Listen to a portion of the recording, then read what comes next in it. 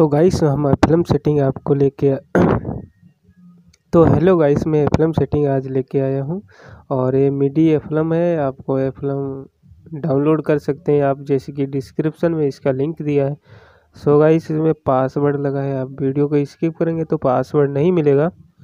और का कैलू ये जान, ये सैड सॉन्ग है और पवन सिंह का है। ये होली पे आया था और मेरे पास ये फिल्म बहुत पहले से, मैंने इसे डाल नहीं पाया था, तो आज मैं इसका फिल्म दे रहा हूँ। और इसमें पासवर्ड, फर्स्ट पासवर्ड आपको भाई 12 रहेगा। हमारा फर्स्ट पासवर्ड 12 नंबर आपको डालना है। और इसमें मीडी वगैरह, कोड वगैरह सारा कुछ है। मैं आपको बहुत ही एक यूनिक काम करके देता हूँ एप्पल स्टूडियो मोबाइल में, ऐसा आपको ये फिल्म नहीं मिलता है। तो गाइस, वीडियो को स्टार्ट कर लेते हैं।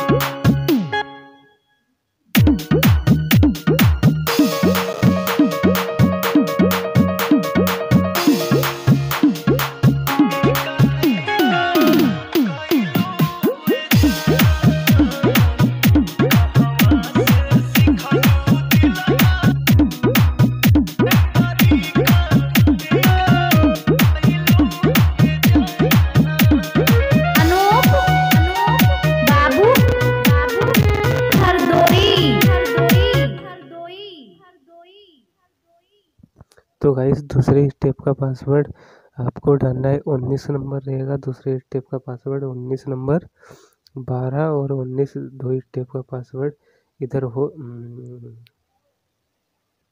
तो गाइस, मैं एक साथ ही बता रहा हूँ। तो आपको 19 नंबर डालना है सेकंड में, और आगे मैं पासवर्ड और बोलता हूँ।